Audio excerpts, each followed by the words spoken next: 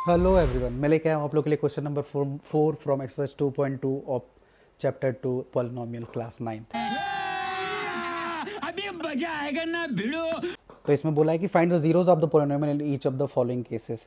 Polynomial के zeros find करने मतलब एक्स की ऐसी कौन सी वैल्यू रखो, एक्स जरूरी नहीं, कोई भी वहाँ पे जो वेरिएबल है, वेरिएबल मतलब X Y Z A B C D, कोई भी जो अल्फ़ाबेट है उसकी कौन सी वैल्यू रखोगे कि ये पूरा पॉलिनोमियल ही ज़ीरो हो जाए, कट पीट के आखिरी में ज़ीरो मिल जाए।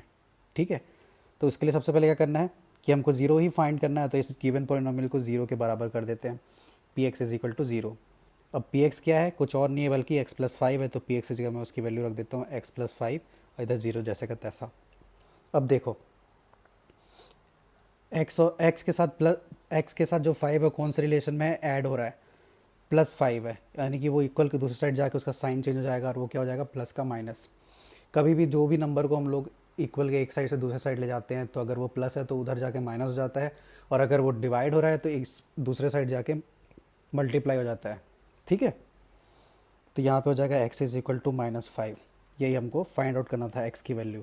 हमको एट द एंड एक्स को आइसोलेट करना है, एक्स को अकेला एक साइड रखना है। तो तब तक सॉल्व करते रहना जब तक हमको एक साइड अकेला एक्स ना मिल जाए। ठीक है, अब कॉन्सेप्चुअल समझने की कोशिश करें, इसको देखते ही कैसे बनाएंगे। एक्स प्लस फाइव हम बराबर हमको ज़ीरो लाना है, तो एक्स की जगह मैं क्या रखूँ कि ये पूरा ज़ीरो हो जाए। प्लस फाइव है, इसमें मैं माइनस फाइव रखूँगा ऑब्वियसली, तो plus five minus five zero हो जाएंगे, है ना। तो ऐसे तुम लोग कॉमन सेंस लगा के भी बता सकते हैं, लेकिन मैथमेटिकली अगर तुम लोग को दिखाना हो तो हम लोग ऐसे दिखाएंगे उसको। समझ गया, चलो करते हैं नेक्स्ट क्वेश्चन। सेम चीज़ इसमें भी करेंगे, P X is equal to zero मानेंगे और एक्स कुछ और नहीं, पी एक्स कुछ और नहीं, एक्स माइनस फाइव है तो X minus five is equal to zero.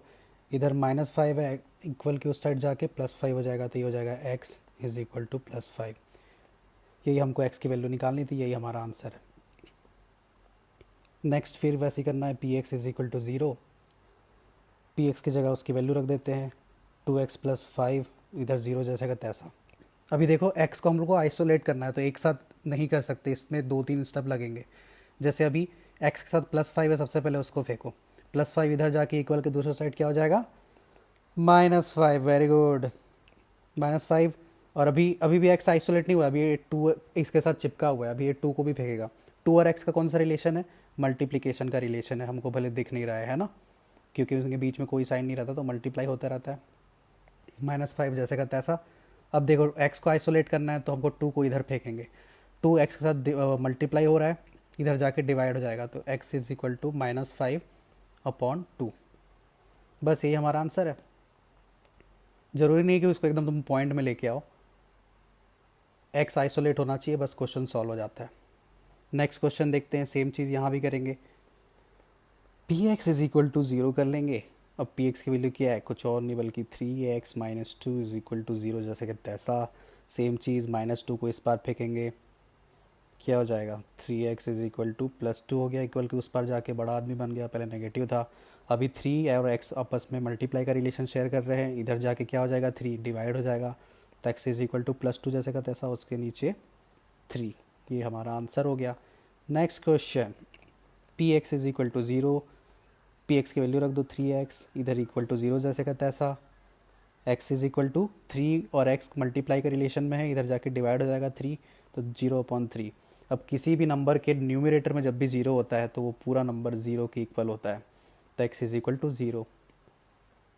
ठीक है, next P X is equal to A X, जहाँ पे ए जो है वो ज़ीरो नहीं होना चाहिए, ऑब्वियस सी बात है, क्योंकि ए एक्स से मल्टीप्लाई हो रहा है, और अगर ए ज़ीरो हो गया तो वो पूरा नंबर ज़ीरो हो जाएगा, क्योंकि ज़ीरो किसी के साथ भी हो, वो सब कितने बड़ा सा बड़ा नंबर भी क्यों ना मल्टीप्लाई हो ज़ीरो से, वो ज़ीरो ही हो जाता है। इसलिए ए जो है वो ज़ीरो नहीं होना चाहिए बोल रहा है, डरने की बात नहीं, डराने के लिए लिखा हुआ था। ठीक है, उससे कुछ लेना देना है नहीं हम लोग को।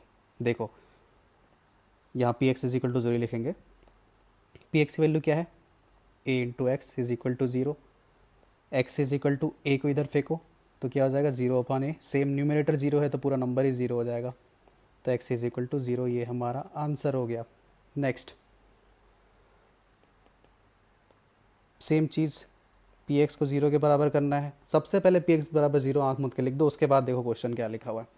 अब पी एक्स की वैल्यू रख दो C X plus D is equal to zero जैसे कहते हैं सब सेम चीज़ जैसा ऊपर बोला था कि ज़ीरो सी जो है वो ज़ीरो नहीं हो सकता, है ना, रोना चालू कर दिया यहाँ पे, क्योंकि अगर ज़ीरो हो गया तो एक्स की कोई वैल्यू ही नहीं रहेगी, खुद ज़ीरो हो जाएगा। और डी और सी क्या है, रियल नंबर है। रियल नंबर मतलब कुछ भी हो सकता है, point, plus, minus, negative, positive, anything. तो अब धीरे धीरे करके इसको फेंकते जाएंगे, डी एक्स को आइसोलेट करना हम लोग को एट द एंड, इसके साथ जो भी है उन सबको धीरे धीरे करके फेंकेंगे। सबसे पहले बारी आएगी प्लस डी की, इधर जाके हो जाएगा minus D, C X is equal to minus D. अब एक्स और सी के साथ आपस में कौन सा रिलेशन शेयर कर रहे हैं, मल्टीप्लाई का रिलेशन शेयर कर रहे हैं, सी इधर जाके क्या हो जाएगा, डिवाइड हो जाएगा, तो माइनस डी अपॉन सी, ये हमारा आंसर हो गया। सो दैट्स इट गाइस, अब मिलते हैं नेक्स्ट क्वेश्चन नेक्स्ट एक्सरसाइज के साथ नेक्स्ट वीडियो में। आई होप तुम लोगों को क्वेश्चन समझ में आ गया होगा, और अगर नहीं आया है, किस भाषा में समझाना पड़ेगा तुझे? तुझे कोई भी बात बता जाए तेरे भेजे में कुछ नहीं क्या